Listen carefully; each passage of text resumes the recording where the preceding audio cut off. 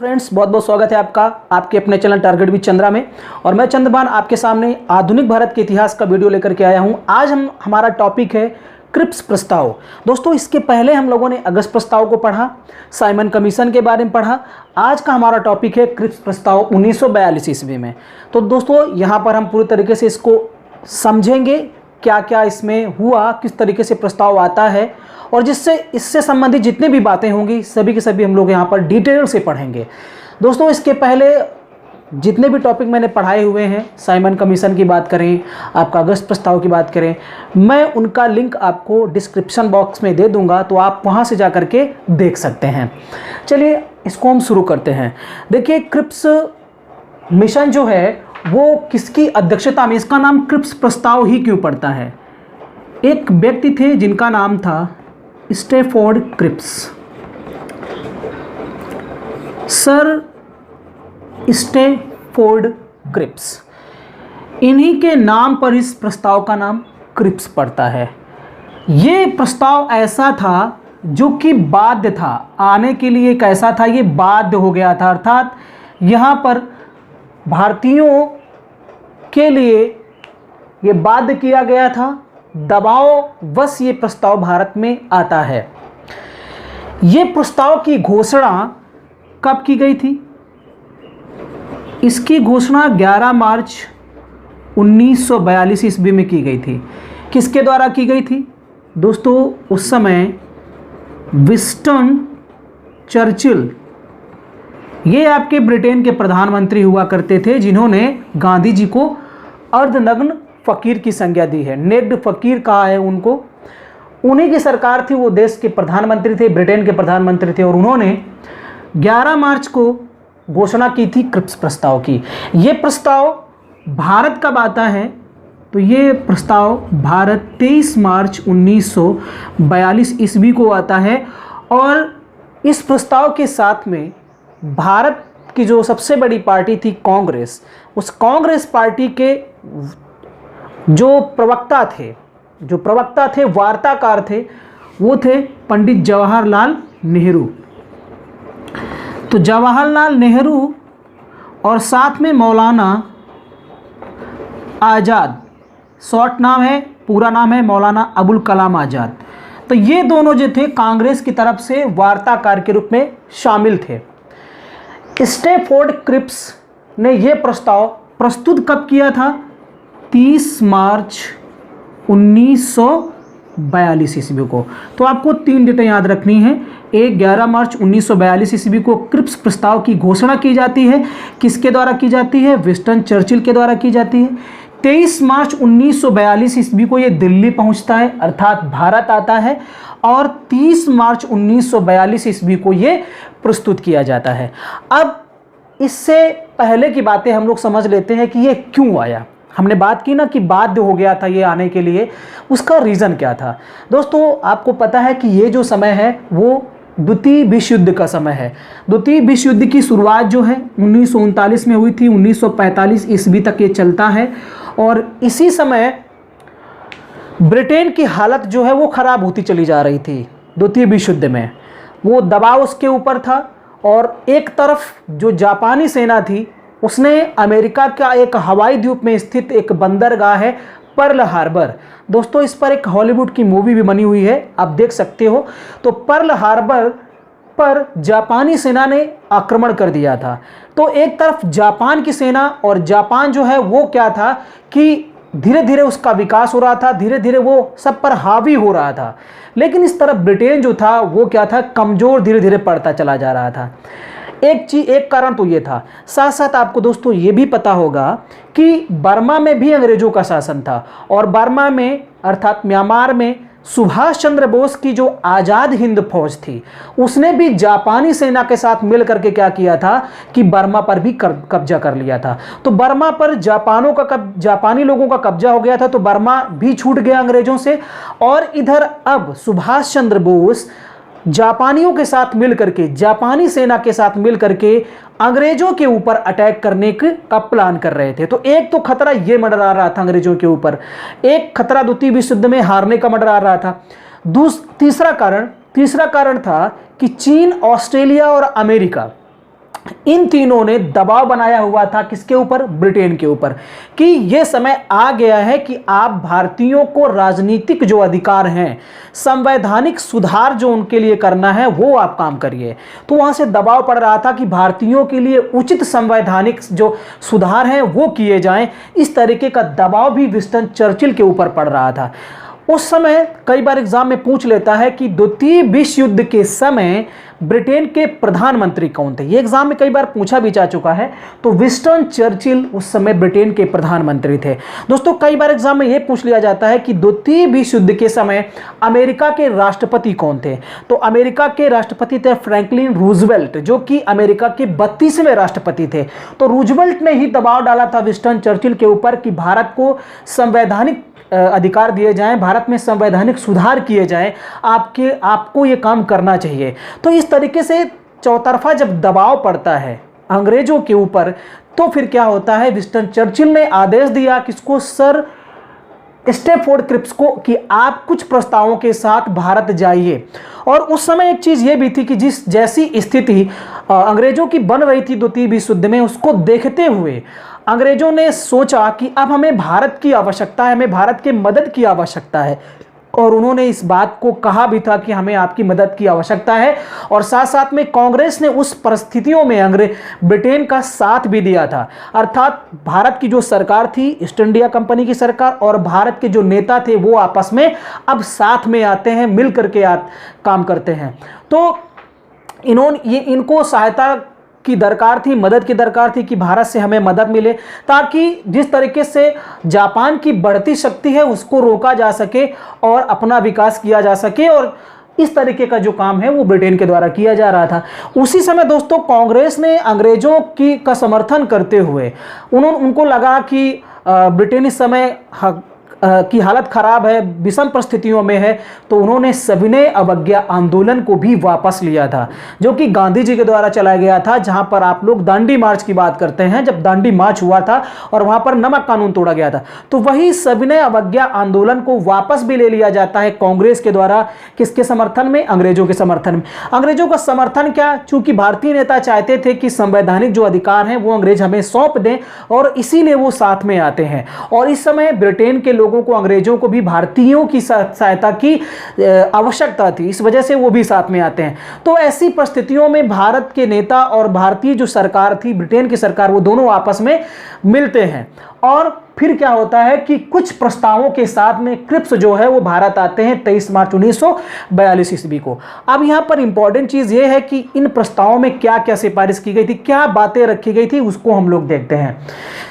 देखिए, सबसे पहले अगर बात करें तो स्टैफोर्ड क्रिप्स ने कहा कि युद्ध के बाद, क्या कहा कि युद्ध के बाद, अर्थात द्वितीय विश्व युद्ध के बाद, युद्ध के बाद एक संविधान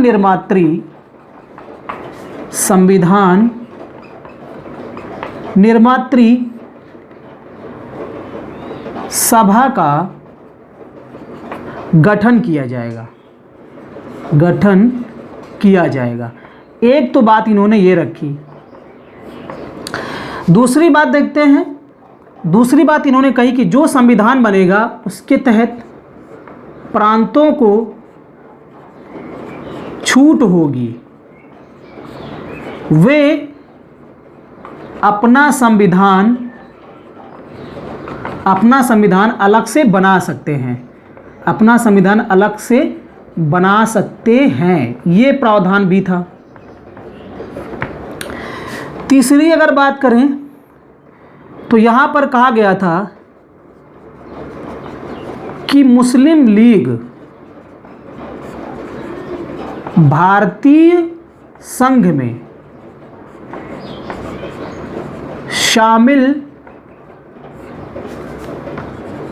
हो या ना हो, ये उस पर निर्भर करता है। मतलब कहने का कि मुस्लिम लीग पूरी तरीके से स्वतंत्र है, कि वो भारतीय संघ में शामिल हो या ना हो, वो पूरी तरीके से स्वतंत्र है। चौथी बात ये कही गई कि जब तक भारत का संविधान नहीं बन जाता तब तक ब्रिटिश सरकार भारत की रक्षा करेगी।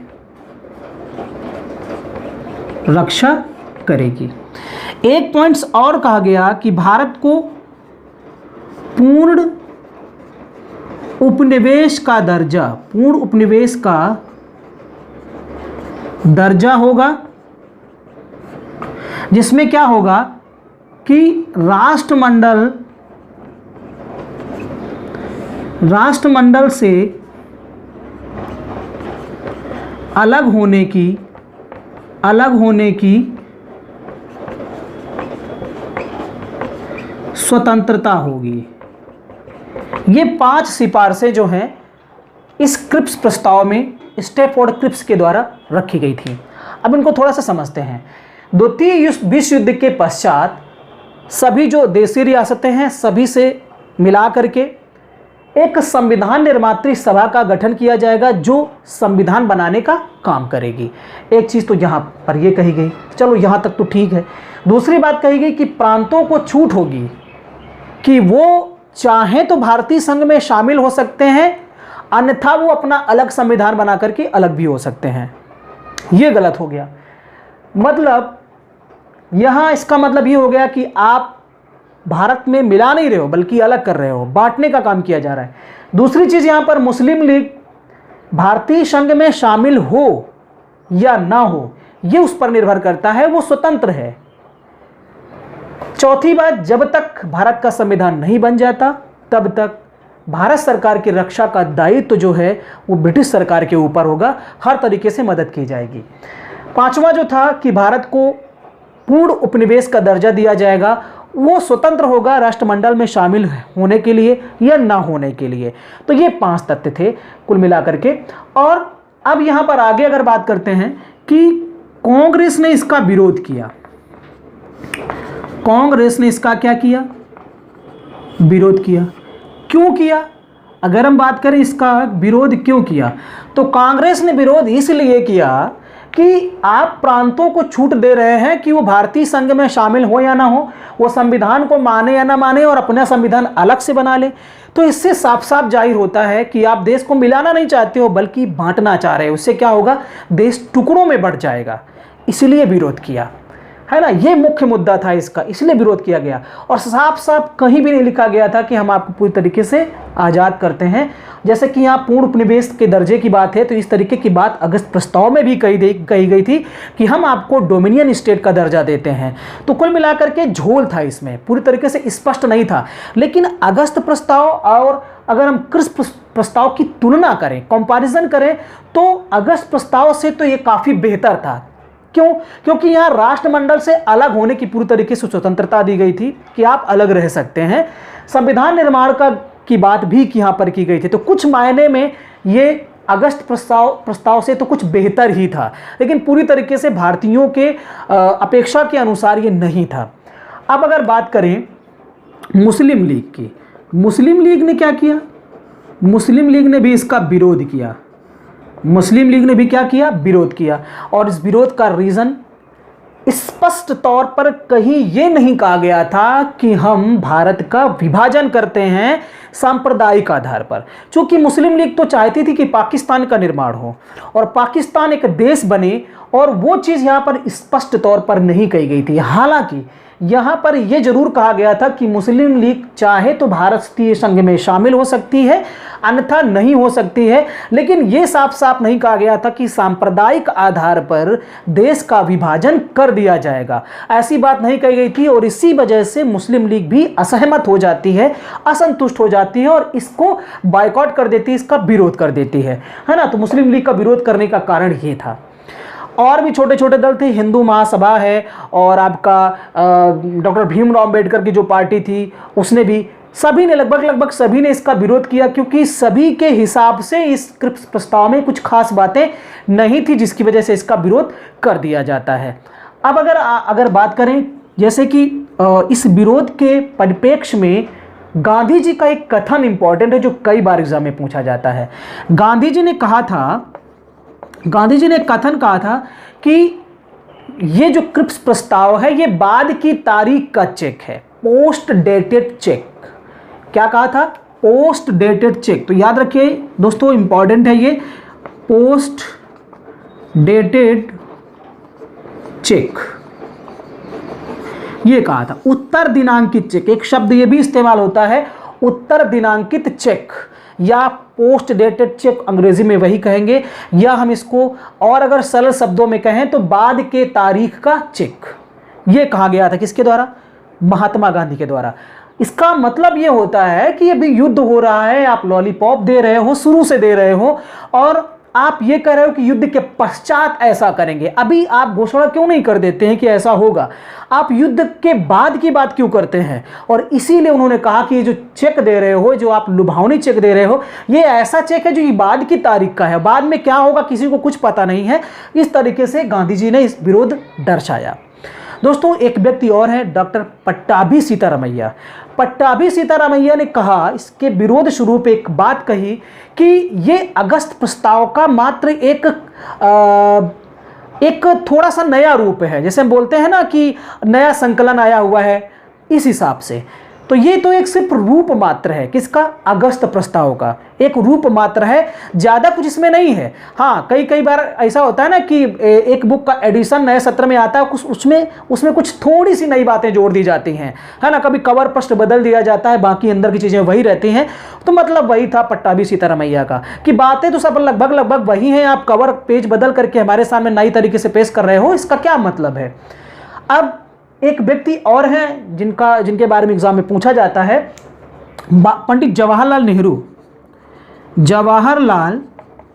नेहरू। इन्होंने भी एक कथन कहा।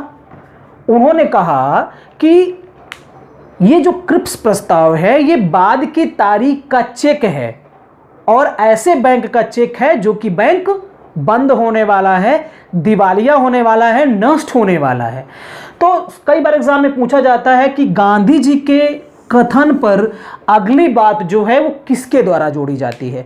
दोस्तों, गांधी जी ने कहा था कि क्रिप्स प्रस्ताव आगे की तारीख का या बाद के तारीख का चेक है।